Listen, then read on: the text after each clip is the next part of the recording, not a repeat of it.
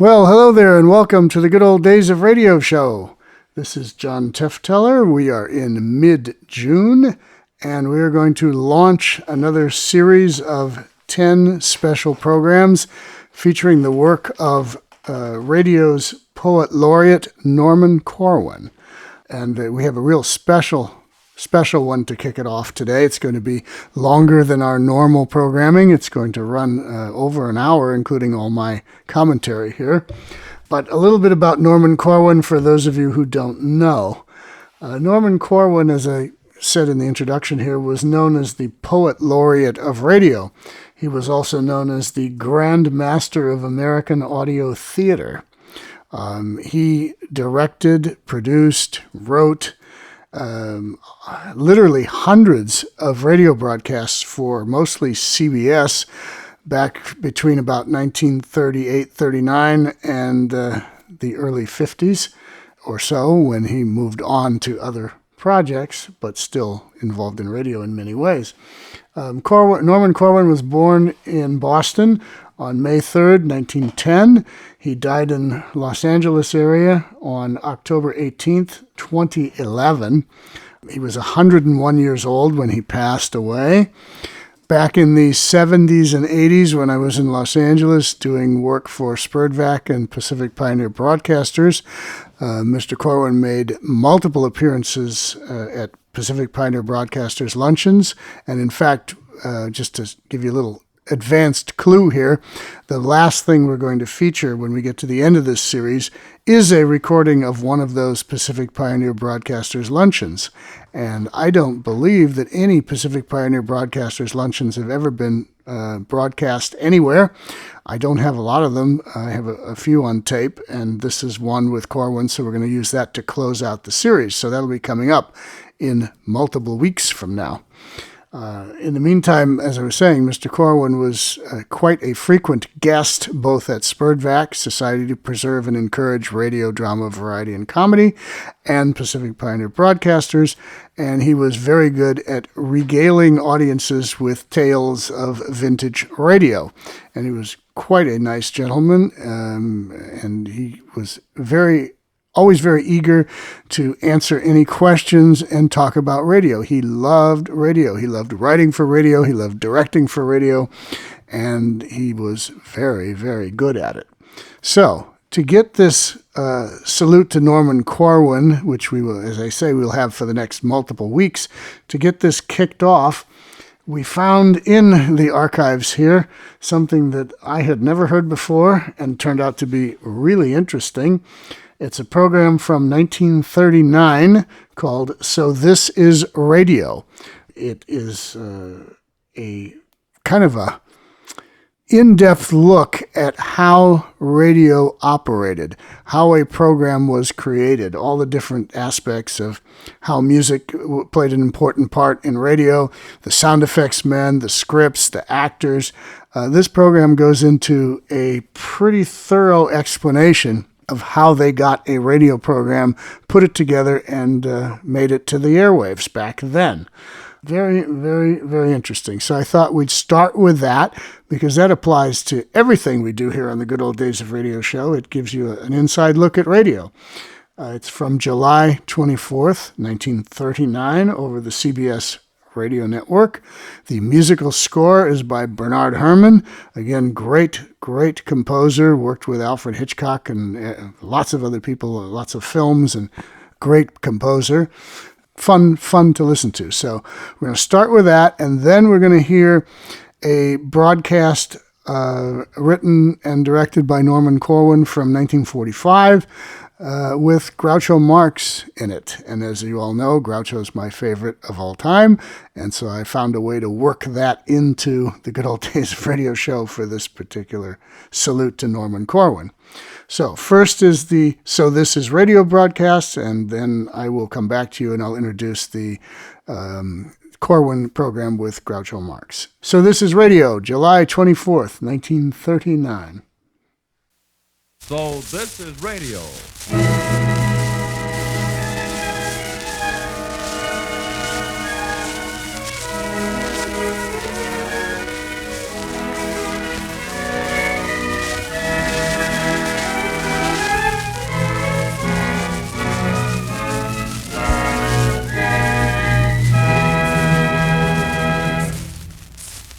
Tonight, the Columbia Broadcasting System presents So This Is Radio, the first in a series of 6 programs about radio, about that amazing combination of workers and wires and toils and gadgets which enables me, an announcer in a studio in Midtown Manhattan, to speak to a man in Dutch Flat, California, 2,512 miles on a straight line from this microphone, as though he were a foot away.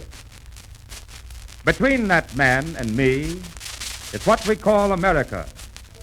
130 million people working, eating, sleeping, playing cards and talking, laughing, fussing, resting, wondering, making ready for tomorrow, listening to radios. Between that man and me are traffic lights and railroad crossings, woods and waters, drugstores, shoeshine parlors, bridge games, ice cream being served, state highways, double feature movies, late editions, mail crisscrossing 50,000 different ways, a rainstorm here and there, a cloudless sky, train whistles, babies bawling, bells ringing, bacon frying in the pan, and people listening to radios. Put down that paper, madam, please. Boys, stop the poker game a while. You two out there in Kansas, leave off your arguing. You lovebirds sitting on a sofa in Des Moines, break the clinch. You solitary motorists on the state highway, slow down your car a while. I'd like to speak to you. Do you remember all those times you stopped us on the street or talked with us at parties or wrote us letters asking questions about radio? 1,000 different questions about what makes it go and why and who is who and why we do this and we don't do that. Well, here we are to answer you. You are invited to present your queries to this microphone. Well, I'll take advantage of that. Good. Tell me, why do you people have to break your necks to get a program off the air on time? Why? Suppose you didn't. What would happen? Gosh, you'd think 5 seconds late on a show was a great calamity. Well, madam, it Yeah, has I'd to like something- to know how you time programs so they do end when you want them to end. Well, you Well, see, how in do you work rehearsal... it so that you get ghost voices? And Oh, what that's way what do you- you have of knowing exactly what people like or don't like or how many Well, minutes? how many hours do you rehearse? What What does it cost to put a program on the air? Please, not all at once, please. I'll tell you what. Suppose you name a spokesman to ask questions for you all. Now, how would that be? I think that's a good idea, yeah. All right, then. Pick your man. This fellow here, I think, has been on, he's mentioned something about having done a program. Yeah. Well, I guess I'm elected. Fine. Now, the first question I'd like to ask is, who are you? I'm a narrator. My name is unimportant to the audience. You watch. I'll ask them. Do any of you out there know my name? Have any of you heard of me before? Did you tune in to what you're hearing now because of any great attraction in my personality? Of course not. I'm a rank unknown, unknown across the curving continent of North America, and yet I have a greater audience than all the big shots of the spoken word in history. I am not bragging, gentlemen, just stating a fact. If I should suddenly say something drastic, something frightening or wonderful, a multitude would stir as one. I need but whisper it, and I'd arouse more people than such orators as Daniel Webster, Cicero, and William Jennings Bryan working as a team. Well, but don't forget, they spoke to big crowds, too. Yes, so they did. But let me ask you, can you think of any theater, a concert hall, a stadium big enough to hold the hearers of these words? Well, Go on, I dare you. Try to think of some. Name them if you can. well, how about Hollywood Bowl? Well, that might take care of all those in my audience whose names begin with V. What about the Yankee Stadium? If you added 2 more tiers to the bleachers and then annexed the polo grounds, it might accommodate those in my audience between the ages of 40 and 41. All right. Soldiers Field, Chicago. How about that? Seats over 100,000. Won't do. You'd need at least 30 Soldiers Fields for this program alone. If I were Major Bowes, you'd need 220 more. But I'm not Major Bowes. I'm not a famous man at all. I'm just a worker in the industry of broadcasting, and there are 30,000 like me. Some of these 30,000 are right here at work on this particular broadcast. Feel free to ask them questions. Why, thank you, so I will. You, miss, what do you do? I'm an actress in the cast. How big is the cast? 14, I think. Oh, let me see. 6, 7, 8, 9, 10, 11, 12. Yes, that's right, 14. How did you happen to be picked for this part? Well, we audition for parts usually, although after a while our work becomes known to directors, and we're frequently engaged on the basis of past performance. I see. Do you have any stock company on the network? I mean, regular people who get used time after time? Oh, no, nothing like that, except maybe on the serials where certain characters appear regularly. Then every dramatic program has a different cast? That's right. How long did you rehearse this show? 6 hours. I see.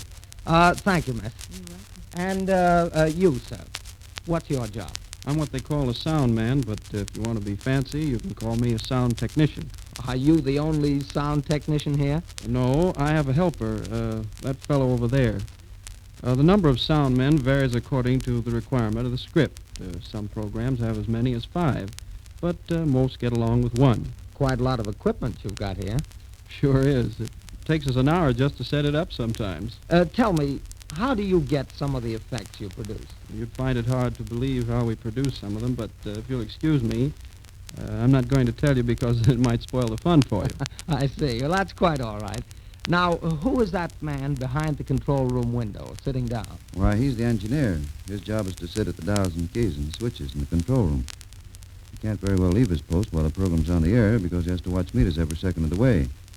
If he turns the dial too high, the electrical strain at the transmitter would distort the signal so badly that whatever was being broadcast would become unintelligible. That would be unpleasant all around. I should say it would. And of course, the engineer has to know the meaning and place of every plug and wire and connection in the works. He also has to keep a sharp eye on his script. His ear must be as keen as a musician's, and his fingers must work delicately on his dials. I see. And who are you, please? Well, I'm the assistant director. I'm responsible for the timing of the show. What's that you're writing on that script? Well, those are the minutes and seconds that have already gone by out of this performance. Well, how many have gone by? Well, exactly 7 minutes and 58 seconds. Excuse me, may I talk to our spokesman? Oh, surely. Thank you. Yeah. Yes.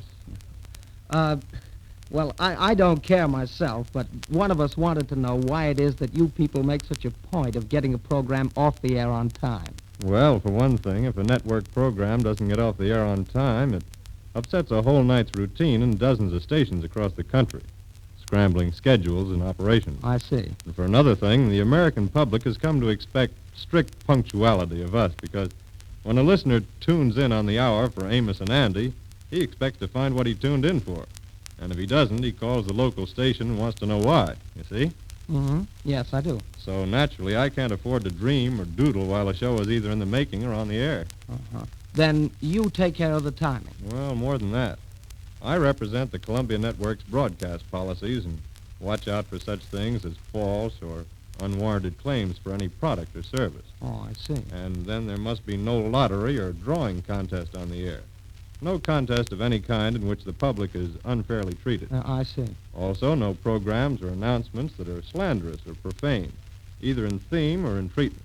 Well, do you very often have to cut programs off the air because of infringement of these policies? No, that's something that doesn't happen more than once in the very bluest of moons, thank goodness. Most of my work consists of carrying out the director's instructions during rehearsal, keeping accurate check of timing, making a file record of the personnel on the show and stuff like that. The symbol of my job, in case anybody wants to design a coat of arms for me, is the stopwatch. Thank you. You're welcome. I'll remember that. Where is the director? Right here and at your service. Oh, thank you. I take it that you're chiefly responsible for the program. Yes, sir. If it's good, I get the credit. If it's bad, I get the blame. Well, just what does directing entail? You know, I had an idea there wasn't much directing to do when you had good actors. Well, good actors help, of course. It's up to me to see that the script is playable, that the casting is right, and that the sound and music are worked out harmoniously. Uh-huh. I interpret reading for the actors, instruct the engineer what mics to open, close, fade in or out, blend or filter, and I cue both cast, music, and sound effects while on the air. Cue? Yes, that's signal with the hand. Oh, I see. I do that with hand signals through the control room window, although occasionally I have to use a light system, too. It's up to me to set the pace of the program and to make decisions on each last detail. Well, what do you do if something goes wrong during a broadcast? Well, if anything goes wrong during a broadcast, I must never appear concerned or in the slightest way ruffled, because very often a director's emotions are reflected in the people working for him. If he blows up, they're very likely to follow his example. Therefore, a radio director can't afford that luxury of temperament which is available at wholesale rates to directors in other lines of work. I see. Then, in other words, you must combine the psychological with the practical, artistic, and scientific. Is that it? That's just about it. Well, thank you. Now, I take it that this gentleman is the conductor of the orchestra. I see he has a baton under his arm. Right you are, sir. You lead the men. Yes. I must also compose, arrange, and interpret and perform under the same time pressure that affects all other departments of broadcasting. You see, I get together with the director and we work out music cues, often trying a dozen ideas before we track down the right one. In a program that needs 80 music cues, you can imagine how much work is involved. Well, I should say. Now, these are the members of my orchestra. The strings,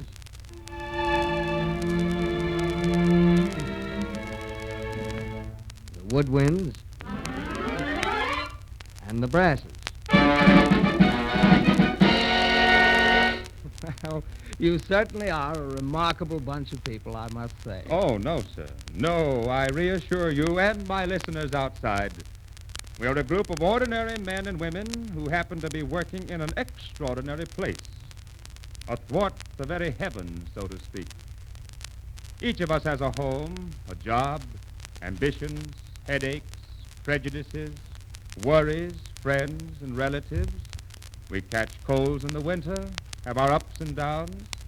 We get results sometimes. We make mistakes. But our results and our mistakes are startling ones. For if we do a bang-up show, it's bang-up all the way across the hemisphere. And by the same inflexible and awesome power of radio, each fluff and boner, each mistake is amplified and multiplied 1,000,000 times. Small wonder, then, that we watch our scripts like hawks and take great care never to trip over a microphone cable. That would make a terrific sound like this. You really should be here to see the place. You people listening to radios between Dutch Flat and me. I look around me here. The studio is quietly tense. All faces are expectant and alert. It's always this way with us, and it matters little how long we have been at it. It's not because of nervousness or anything like that. This show has been rehearsed, and there was no such hushed awareness in rehearsal. The feeling now upon us comes of being on the air. It comes of standing suddenly and magically in your presence, being in your homes, invited and yet uninvited, being in your ear so many miles beyond the reaches of the naked voice. It comes of knowing that our speech and music could be heard by every blade of grass, by every leaf on every tree, and every grain of sand, if grass and leaves and sand had ears. We are all ordinary men and women in this studio, except we are endowed for 30 minutes with the power of the gods.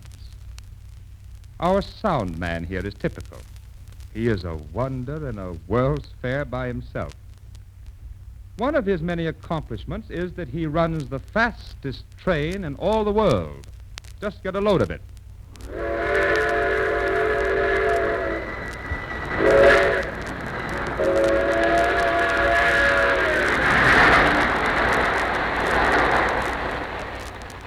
That train you're hearing has whizzed around the earth more times already than you can hope to count on all the toes and fingers in your family. Its rate of speed, considering that it travels on radio waves, is 186,000 miles a second. Or, as the statisticians could tell you, I figure it's from Portland, Maine to Portland, Oregon, and back 86,000 times in an hour. When it comes to this, round trip New York to Boston, 4,320,000 times a day. I'm working out how many times it could shuttle from Grand Central Station to Times Square in the course of a single rush hour. I hope to have the answer for you before the program's over. you must admit it's quite a train. Moreover, listener, it always runs express. Oh, no, I take that back. I'm wrong. The train is local, not express. Most local. It has stopped now in every city, town, and village, hamlet, burg, and junction in the land. And now both train and soundman are idling. Let's fade them out and take up anew the matter of the orchestra. It really is a wonder that these music makers are not cocky, for they have unusual distinction. Get this, my friends. A bull fiddle practicing cadences.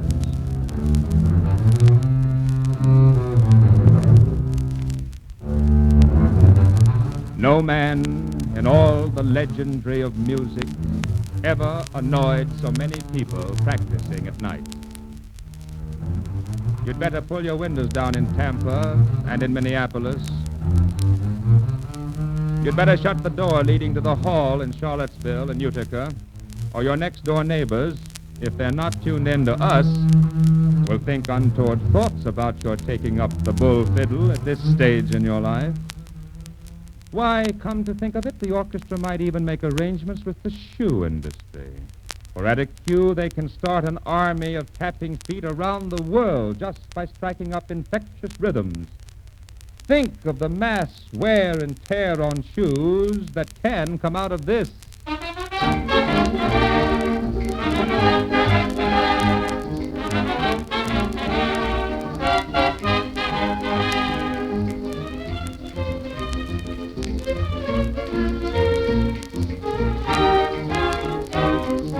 Potentially, 198 million American feet might tap to this Cuban rhythm. It might be well to make a footnote of this fact to think about sometime when you are dancing on a crowded floor. But hold! Of all the mighty men around this studio, the engineer is chief. He's closest to the elements. His fingers sift the atmosphere. Each movement of his wrist affects the sky in China. He is, although he is a real nice fellow, a space annihilator. By virtue of his powers, you and I can stand apart 1 second and be brought together by my voice the next. This man can cut my voice not only out, but, neater trick, in half by coldly pressing on a key with his littlest finger, and he can check my temper should it rise too high to suit his pleasure. Then, if I behave, my voice, its overtones and timbre are restored. Oh, yes, he's quite a fellow. Rends the veil of night by flipping switches. Sets it so the wavelengths of my voice are given pattern in the vast weave of the universe. Perhaps if there are good receiving sets on some enlightened star, a century of light years away, they'll hear me narrate this program long after I am dead.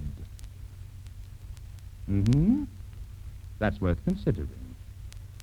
I think I'll take advantage of the possibility. I say there, you on Polyps, you on Geminorum, say hello for me to any of my friends who may be reincarnated on your surfaces up there. Hello! Hello!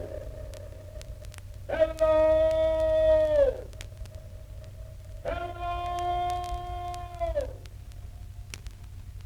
Let's get back to Earth. Let's see what powers over air on Earth we vested in our director. Supposing suddenly he went bitter and berserk on us. He could mess up the airlines with a strange gumbo of sound. Perhaps some madman or decayed surrealist can make sense out of this.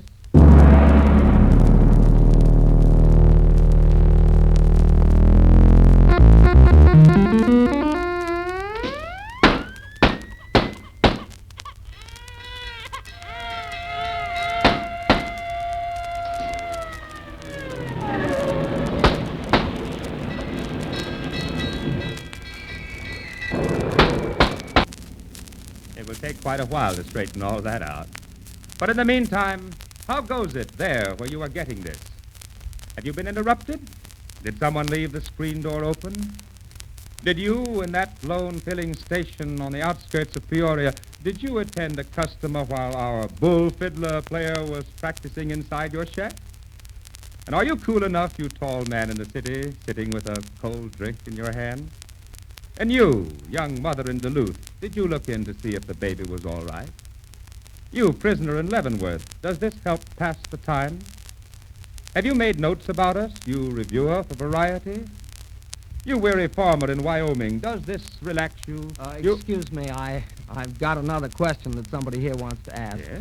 Yes? These people that we've met tonight are all connected with getting this program out on the air. Is that right? Yes, sir. They're all right here in the studio. But you mentioned a figure of 30,000 a while ago. Do you mean that all these 30,000 people are likewise engaged in studios? No, most of them are not.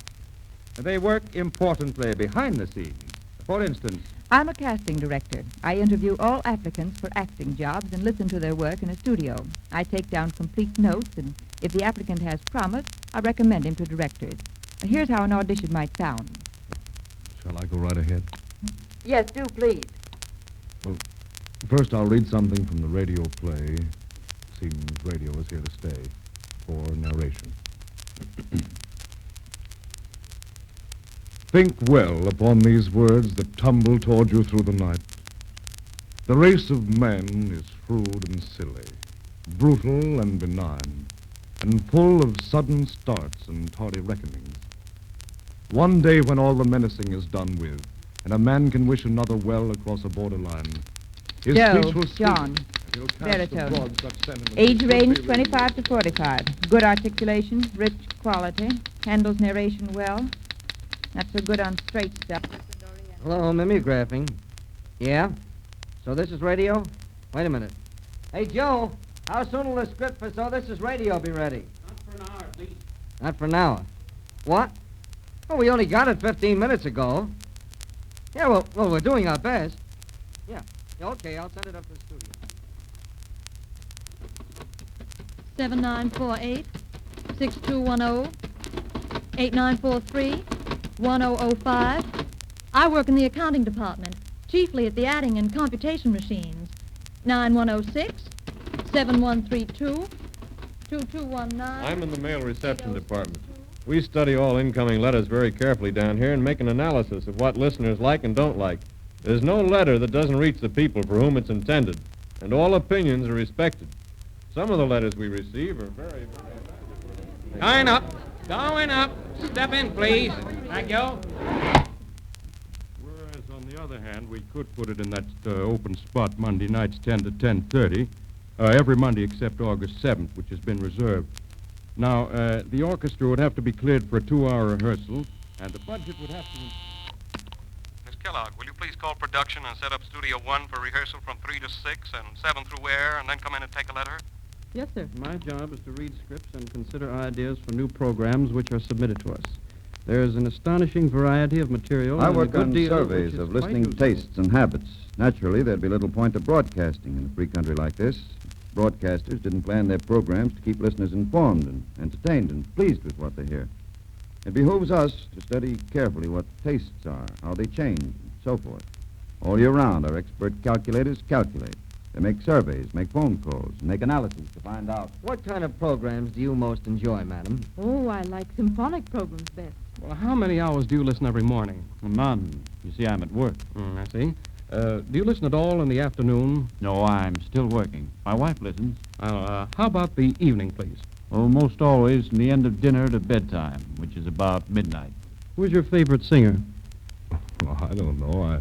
I guess I haven't any. Actor? Orson Welles. Symphonic conductor? Toscanini. Swing band?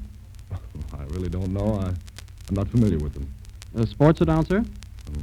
Ted Husey. And a variety show? Kate Smith. What are your preferences in educational broadcasts, please? Oh, School of the Air. Children's programs? Let's pretend. Religious programs? Church of the Air. Do you like rebroadcasts of important political developments from foreign countries? I certainly do. I The thought rating of H.P. this show has Calvert did a advanced wonderful job on 4.6 that to Czechoslovak- 7.3 in the past month. That show's going off. No listener interest. There are 28 million radio families in the United States, and new radio sets are being purchased at an average of 20,000 daily.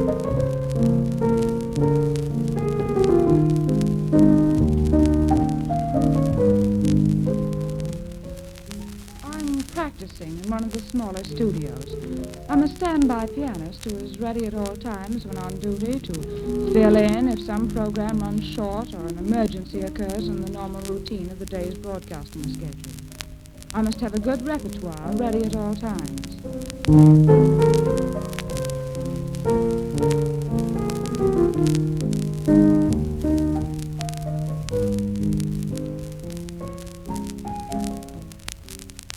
Well, there you've met us. Just a few of us, but there are many other workers in this industry. Some other night, perhaps, you'll meet the rest. Well, now, I have a number of other questions to ask you. What has radio Alas, done? we have not time. Don't you remember what the timekeeper said about the importance of getting programs off right on the nose? Yes, that's right. Well, it's too bad. I had such a nice question. Well, maybe we have time to hear it, if not answer it. Well, it was this. You've answered some of our questions about you, and that's fine. But then, what is it all total? What has radio done for us listeners in the past 20 years? What has it contributed to the people of America? That is indeed a nice question, and we'll answer it next week, not in the 30 seconds that remain tonight, but in 30 minutes. Very well, I'll be listening. All right, my outer, greater listeners. Go back now to your poker game. Take up the argument where you left off. Sit close again, you girl and boy on that sofa in Des Moines. Resume your speed, lone motorist. All of you, consider that unsaid. Let me take back that advice. There are more and better programs still to come tonight. I recommend you to your own receiving set. So, good night, my friend in Dutch Flat, California. Good night, Key West. Good night, Manassas, Maine. Good night, Long Island, Kennebunkport, Springfield, Allentown and Phoenix, Muhlenberg and Utica, Seattle, Charlottesville and Honolulu. Good night. And won't you please be with us when the clock reads 10, 9, 8, and 7 east to west across the country come next Monday night. Good night.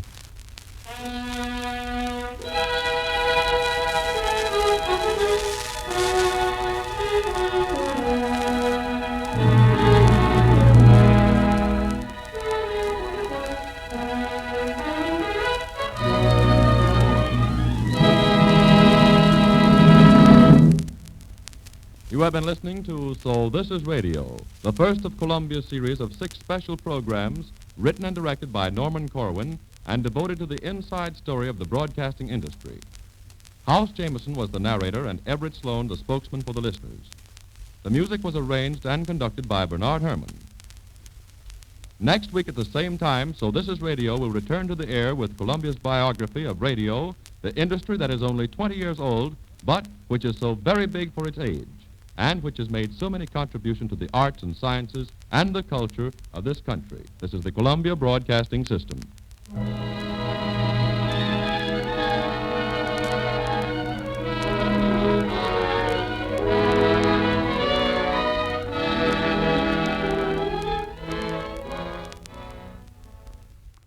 All right, that was This Is Radio from July 24th, 1939.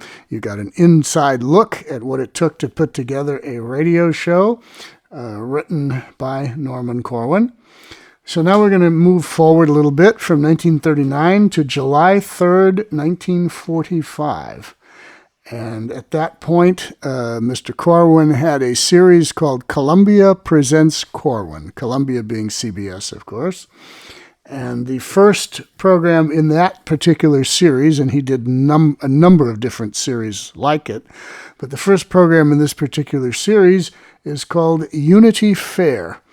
And it's described as a carnival for your living room and a trip down the midway of a fair like a county fair, where the various exhibits are described to the common man. Now, Norman Corwin was very famous for writing stories about the common man. He had this kind of Frank Capra, Jimmy Stewart type attitude towards people, and he was very fond of writing stories related to the common man, as he called him. In this particular one, we have not only Groucho Marx doing a German accent, which is different, but not completely different. Groucho did German accents on stage in vaudeville, and occasionally in some of the Marx Brothers films, he slips into one for a joke or two. But in this particular skit, he does a complete turn in a German accent. Also on this program, the theme song for the program about the common man was written by E.Y., also known as Yip Harburg. And E.Y., or Yip Harburg, is the man responsible for writing Groucho's one of Groucho's theme songs, Lydia the Tattooed Lady. So there's a Marx Brothers connection in the song and the writer of the song that composed for this particular broadcast. All right, so this is Unity Fair, Columbia Presents Corwin, July 3rd, 1945.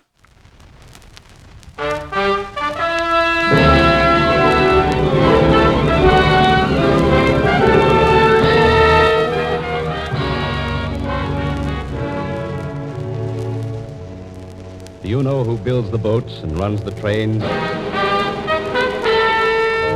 And who loves whom in lovers' lanes? Do you know who rules the skies and the earth beneath? And who digs for gold and fills it in their teeth?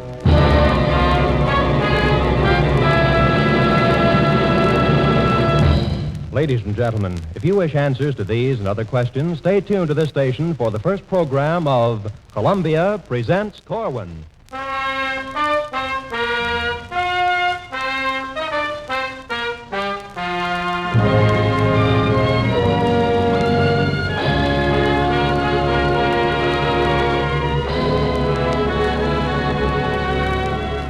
Tonight, in the first of a special limited series of 8 broadcasts for CBS, Norman Corwin brings you Unity Fair, a carnival for your living room starring the common man in conjunction with Alfred Drake, Groucho Marx, and Keenan Wynn. Yes, Unity Fair, featuring rare exhibits never before seen on the ground or heard on the air, including music by Burton Lane and Earl Robinson, with special lyrics by E.Y. Harburg.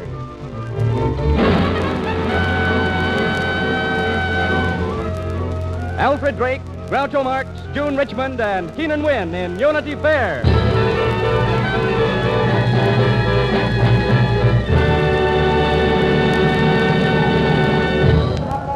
All right, step right up here, folks. Move up close here. Get right on top of that old loudspeaker, folks. We're going to introduce to you the unparalleled phenomenon, the indomitable and undefeated champion of the 20th century. The management of Unity Fair is fortunate in the extreme to be able to make available to you, absolutely free of charge, no obligation whatever, that colossus of Colossi, that world-famed fighter and lover, builder of ships, farmer, athlete, scientist, taxpayer, speaker of languages, winner of wars and elections, the common man.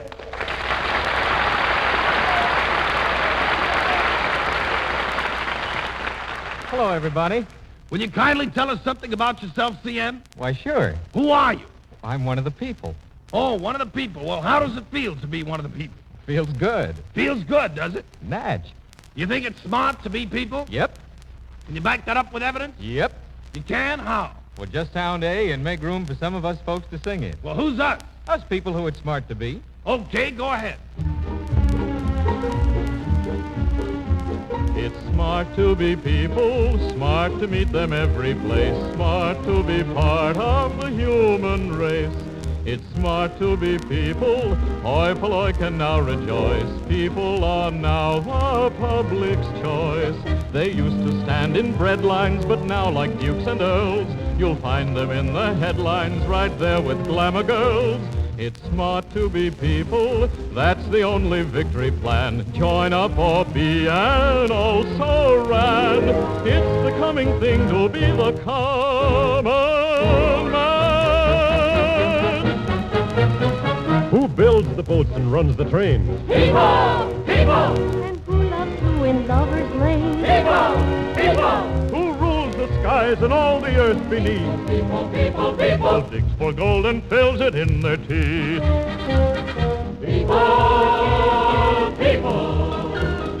Who plants all the corn and all of the clover? Who makes motor cars? And who gets run over? Who spend all their lives like no other creatures in blazing bleachers or double features? Who's the backbone of the nation? People, people! Who increases the population? People, people! And as that fellow Jefferson once said, it's really quite an art to be people, so let's start to be people, 'cause it's smart to be people.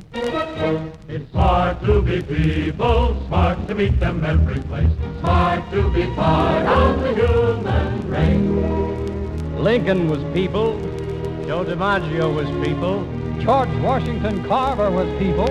Some of my best friends are people. Why, it's smart to be people. It's smart to be people, hoi polloi can now rejoice. People are now the public's choice. Before the war, we were Chinese. We were Russian. We were French.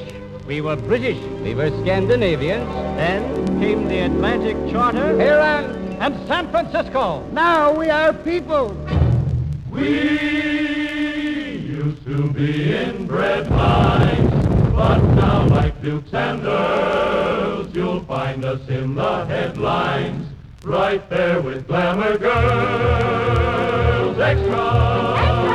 Read all about the people. Greatest discovery of the century. People, young people, yes, people, all those wonderful people.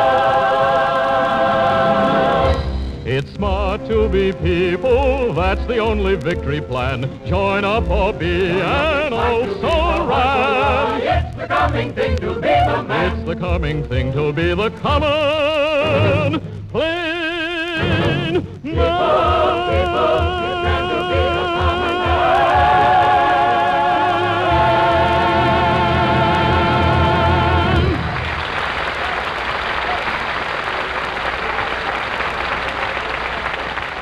And now, ladies and gentlemen, Unity Fair has the pleasure and the privilege of presenting to you the first and greatest single proven miracle of international cooperation and collective security. In this cage, ladies and gentlemen, behind these steel bars, is the most ferocious beast ever captured by common man. Talks, acts, and looks like a human being, folks, but it ain't. It's pure, ornery, cussed animal from the tips of his fangs to the hairs on his hooves. He thinks it's smart to be animals, not people. It took the Allies 5 years and 9 months to bag this one specimen for Unity Fair. And here it is, folks, right behind this steel door. The original, brown-shirted Superman Aryan-type fascist known as the German Nazi. And now we're going to let you hear him and see him. Heil. All right, folks, quiet down. All right, Herman, you can speak for 1 minute. Then you have to get back into your cage, Herman. It is untrue what he says. I was not a Nazi. Anybody who says I was a Nazi is a dirty Jew, Bolshevik, Democrat, imperialist, plutocrat, international banker, and a red. The war was discontinued due to conditions beyond our control. But your apology is accepted, and we expect you to pay us reparations and to rebuild our cities which you ruined with your terrorist Bolshevist air raids. We are lovers of peace. And if it had not been for aggression by Austria, Czechoslovakia, Poland, Britain, France, Holland, Belgium, Luxembourg, Norway, Denmark, Greece, Yugoslavia, there were others, the Soviet Union and the United States of America, we would never have defended ourselves. As for myself, I never was a Nazi, I am not today a Nazi, and I never expect to be a Nazi. Heil Hitler! All right, now, quiet. All right, Herman, back into your cage. And now in this next cage, ladies and gentlemen, the Oriental-type fascist, equally vicious, original originator of the improved Greater East Asia Coast Prosperity... pardon me, my tongue is perspiring. Greater East Asia Cold Prosperity Sphere, specimen of the dangerous species known as Tojo the dog-faced boy. With a flip of the electric switch, we open the steel grill to his cage and let you look upon this blood-curdling spectacle who talks, sings, and will, upon occasion, commit harikari.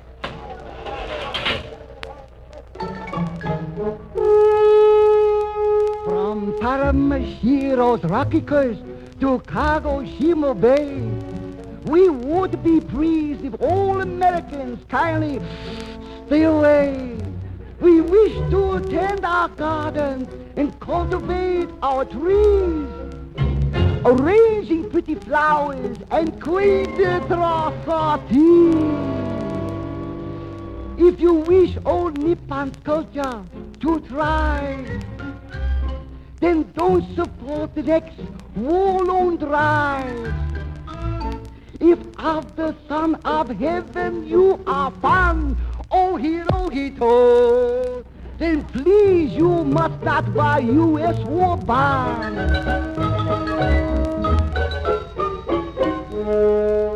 From Kobe's Navy Yard clear up to Yokohama, we are a peaceful land of geisha girls and farmers. We love to paint and make up a poem and drink a hot sake. But we are best at honorable sneak attacking. Oh, if you wish Makata a nice long time to reign, then don't support the next U.S. loan campaign. And if you want East Asia co-prosperity to be, oh Hirohito, do not buy a war bond of the Series E.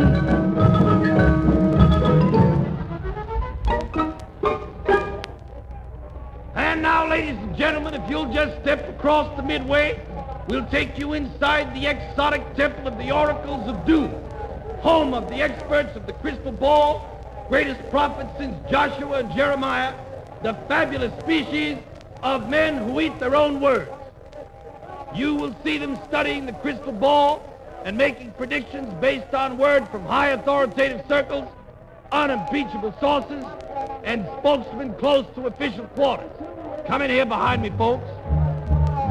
Now, as soon as your eyes get accustomed to the gloom, you will see a backfield of oracles huddled over a large crystal ball on the center of the dais. They have not taken their eyes off this ball since 1938. At any moment now, you will hear the inside dope. I have an important announcement to make. The Maginot Line is impregnable. I foresee that Hitler cannot start a general war because Germany is close to bankruptcy. I predict a phony war. The British will fight to the last Frenchman. The Germans will never get to Paris. The British will never hold out beyond the foggy season. I see very clearly, both in the crystal ball and in my syndicated column, that the Germans will be in Moscow in 6 weeks. It is my solemn obligation to report that the Russians are finished. They will never rise again. We will never make 50,000 planes a year. The Germans are not being defeated in Russia. They are just cold. The Germans are not being defeated in Russia. They are withdrawing according to plan. The British will fight to the last American. The Russians will try to get to Berlin before us. The Russians will sit back and wait for us to get to Berlin before them. There will never be another free election in the United States. They will never hold the San Francisco Conference. It will be called off. Brand new prediction. We will have to fight Russia.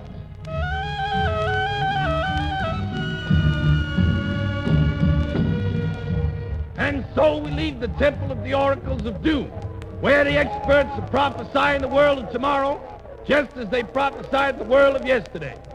All right, folks, just follow the zigzag lines past the temple of oracles to the main exhibit.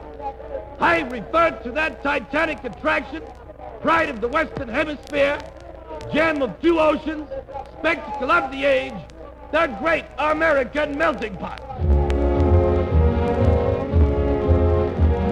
The Army likes to take a crack at the Navy, and the Navy likes to kid the blooming Marines.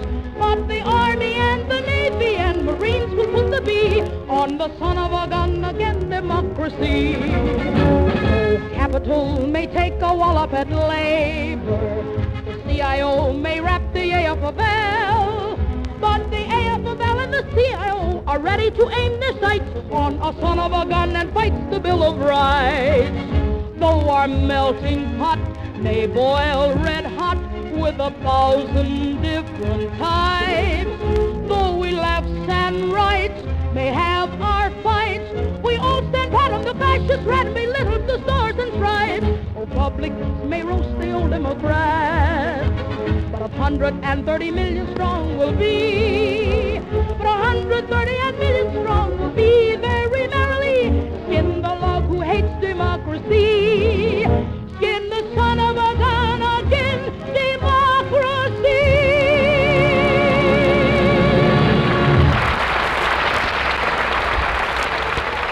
All right, folks, follow me closely. The management of Unity Fair has arranged to bring you one of the outstanding exponents of international picayunity. A man whose shrewd and penetrating analysis of handwriting, psychology, bumps on the head, dreams, visions, and world affairs is generally conceded to be not only acute, adroit, adept, but unauthoritative as well.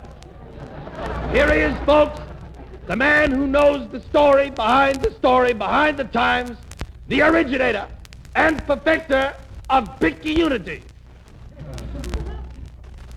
Good evening. If you were listening to the radio earlier tonight, you no doubt heard a song entitled, It's Smart to Be People, a song glorifying the common man, which, while innocent enough on the surface, is in reality subversive. I can safely say, without fear of contradiction, that this song constitutes a menace to the peace of the world. Now let's look into the facts. The words of this tune were written by E.Y. Harburg. So far, so good. But if you will take the trouble to spell Harburg backwards, what do you get? You get Grubra.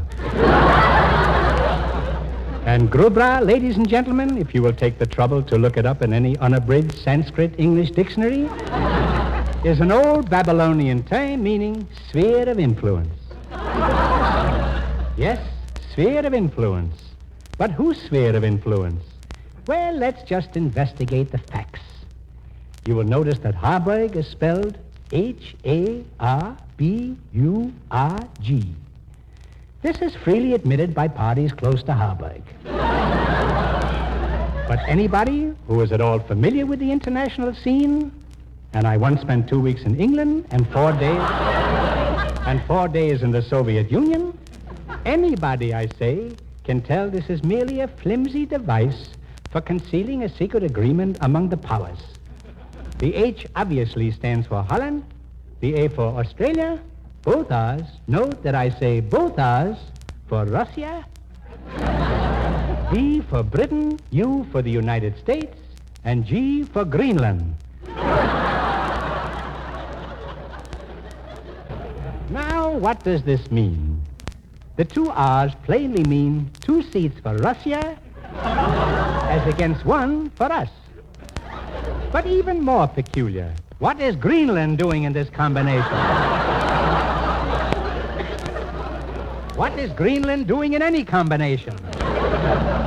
And under whose sphere of influence is she? If you will recall the Versailles Treaty, Greenland was left out of the reparations plan. At Locarno, she was again ignored. I was there at the time. She was snubbed at the London Naval Conference. I was there at the time. I've repeatedly voiced a prophetic warning. Snub Greenland often enough, and she will coalesce.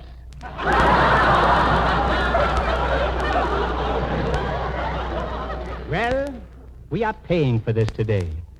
Greenland, my friends, may coalesce over the weekend. I was there at the time. But that's not all. When you couple the Greenland threat with a report that Molotov crossed Market Street in San Francisco against a red light, you can readily see that the whole structure of the United Nations is in a very precarious condition. Furthermore, at the conference, a North American delegate, who shall be unnamed, said upon taking leave of a South American, quote, "You go Uruguay and I'll go mine." Unquote. Peruvian, beyond a shadow of a doubt, a split in the original Pan-American bloc, and a split off the old bloc would be playing right into the hands of Saudi Arabia, historic rival of Bessarabia, and the one economic entente in the Balkans whose cordon sanitaire came through the war unscathed.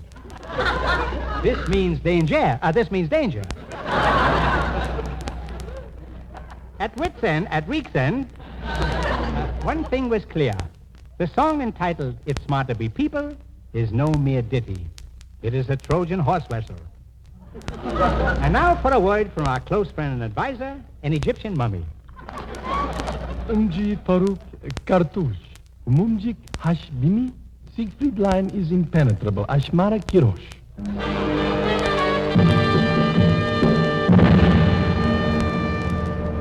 All right, folks, now on your way out of the analyst pavilion, you will pass an exhibit of modes of travel used by the expert whose summary of world affairs you have just listened to. In order to keep in constant touch with the up-to-the-minute developments here and abroad, the prophet of Picayunity and his friend and advisor, the Egyptian mummy, make use of 2 special conveyances. On your left, for overland travel, the improved, streamlined ox cart. And on your right, for sea and ocean travel, a large 2-seater canoe, remodeled and refurbished after distinguished service in the French and Indian Wars. But for contrast to these vehicles, ladies and gentlemen, we take you across the Grand Mall of Unity Fair and inside the world's largest dry dock, where you'll see the greatest marvel of maritime construction since the launching of Noah's Ark. Yes, folks, you are now looking at the SS Same Boat Brother, mightiest, fastest, oldest, and toughest of them all, Leviathan of the Deep, bigger than the combined Queen Mary, Queen Elizabeth, Normandy, the USS Iowa, and the Flying Dutchman. The crew comes from every one of the 51 United Nations, and so do the repairmen who have been overhauling this great behemoth of the deep right here in the tremendous dry dock of Unity Fair. And now, folks... Just a minute. This raises a serious question. Is the balance of naval power in the balance? Look, and one might ask, why isn't the Swiss Navy represented? If you don't mind... Is this power politics all over again? Out of the way, Picayunity! Now, if you spell unity backwards, you get Itanu. And Itanu, ladies and gentlemen... All right, boys, take them away. Furthermore, what about subversive activities in Hollywood? Is there an Egyptian mummy in the crew? What kind of a ship is this we have allowed to sneak into our dry dock? No Egyptian mummies. You will hear from the mummy minority. Yes. All right now, all right. I'm coming, mummy. Who's in charge here? Well, I am. Well, if it ain't our old friend, the common man, from the exhibit of the same name. That's me. Are you ready to hear about the Same Boat Brother? Take it away, CM.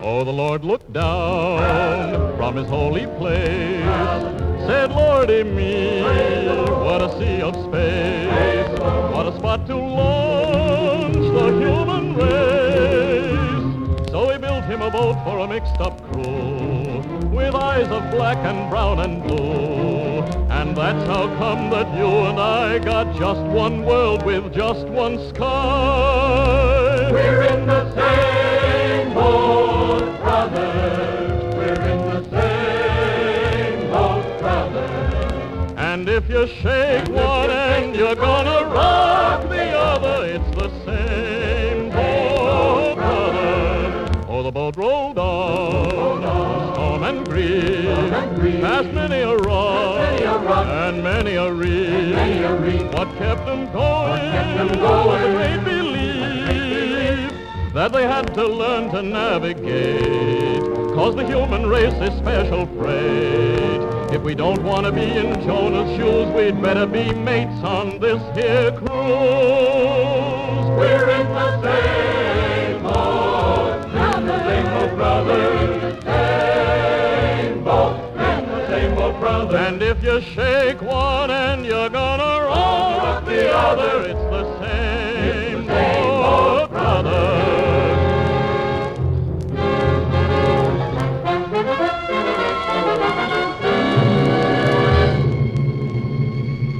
When the boilers blew somewhere in Spain, the keel was smashed in the far Ukraine, and the steam poured out from Oregon to Oh, it took some time for the crew to learn what's bad for the bow ain't good for the stern. If a hatch takes fire in China Bay, Pearl Harbor's deck's gonna blaze away.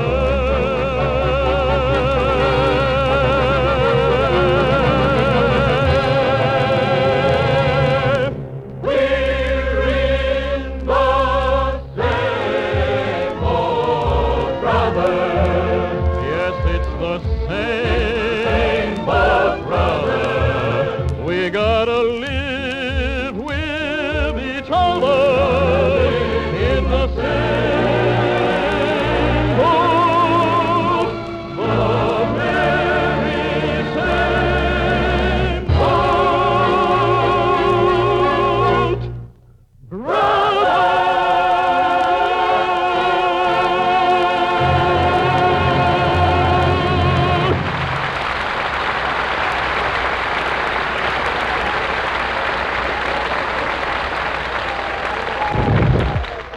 Well, now, folks, looks like we've got to leave the international air pretty soon. So we suggest you take home a souvenir of the fair. Attractions to delight the eye, please the brain, and sharpen the senses. You'll find all kinds of useful and ornamental souvenirs of this stupendous exposition on sale as you go out. Beautifully packaged individual items out of the world of tomorrow.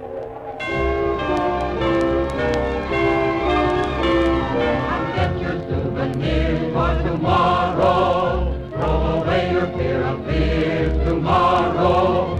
There'll be 60 million jobs for civilians and the jobs tomorrow. There'll be better economics tomorrow.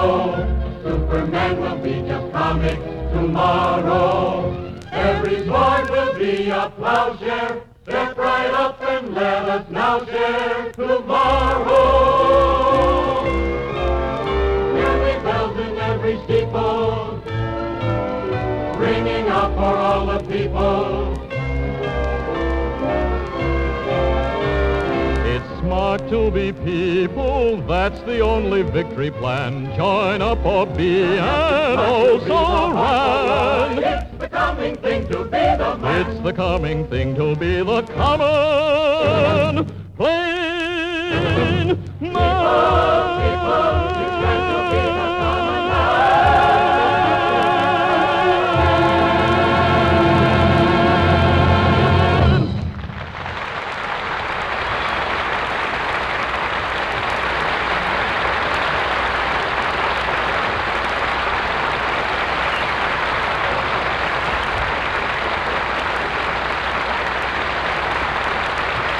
Columbia Studios in Hollywood, you've been listening to Norman Corwin's production of Unity Fair, first of a limited series of 8 CBS broadcasts under the familiar title Columbia Presents Corwin.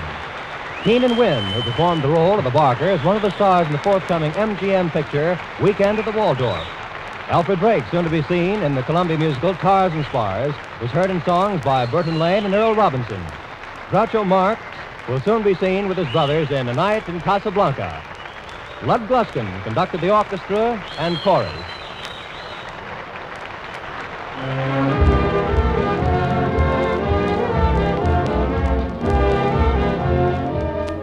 This is CBS, the Columbia Broadcasting System.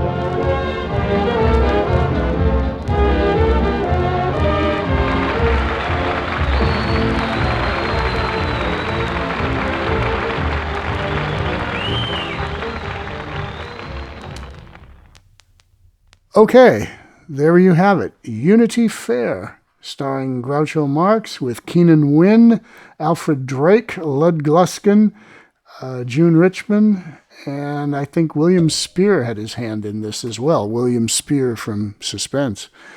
Anyway, notice the little promotional advertisement at the end, the little plug for the Marx Brothers film A Night in Casablanca, which was in production when this show was broadcast back in 1945 and then released in early 1946.